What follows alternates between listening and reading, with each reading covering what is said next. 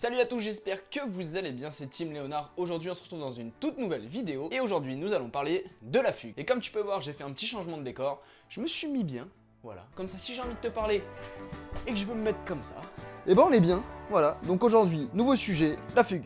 C'est parti! Avant de commencer, il faut déjà définir ce que c'est que la fugue. Par exemple, un chien qui se sauve en balade, c'est pas de la fugue, c'est juste que t'as pas de rappel. Si ton jardin n'est pas clôturé, c'est pas de la fugue. Ton chien, il a pas le cadastre de ta maison en tête. Si t'as pas de portail ou qu'il est pas adapté à ton chien, et bah c'est pas de la fugue. Maintenant que les choses sont claires, on va pouvoir passer ensemble aux différentes raisons qui peuvent emmener un chien à fuguer. La première raison, c'est l'ennui. En gros, si ton chien il ne sort jamais du jardin, qu'il a pas de complicité avec toi et qu'il s'ennuie, et ben il va se tirer. Donc pour éviter ça, il faut lui proposer des activités régulières à l'extérieur du jardin. Numéro 2, c'est l'anxiété de séparation. Il y a des chiens qui ne supportent pas la solitude et donc ils se mettront en quête de retrouver leur maître. Il faudra donc lui apprendre la solitude. Donc pour ça, il y a des petites astuces. On va partir dans un premier temps 5 minutes et revenir 10 minutes, puis revenir 15 minutes et ainsi de suite.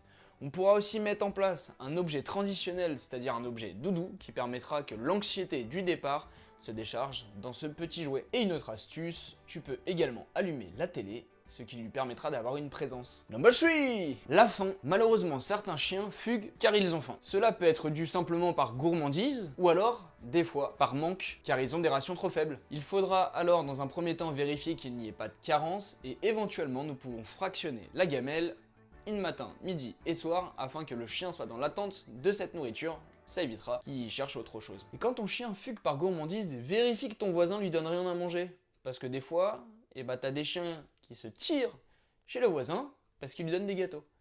Ouais, je te jure, ça existe pour de vrai. Number 4. C'est stylé ça, non?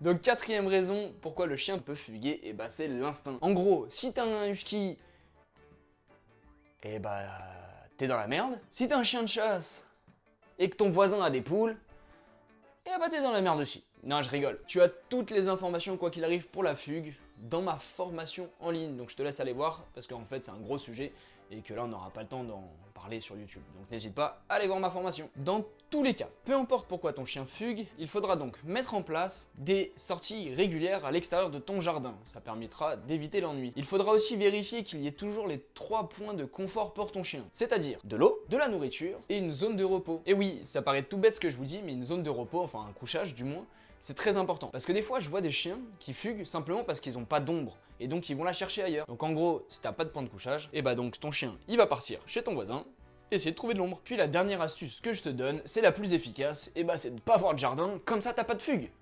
Voilà, merci. Allez, je m'en vais. Ciao.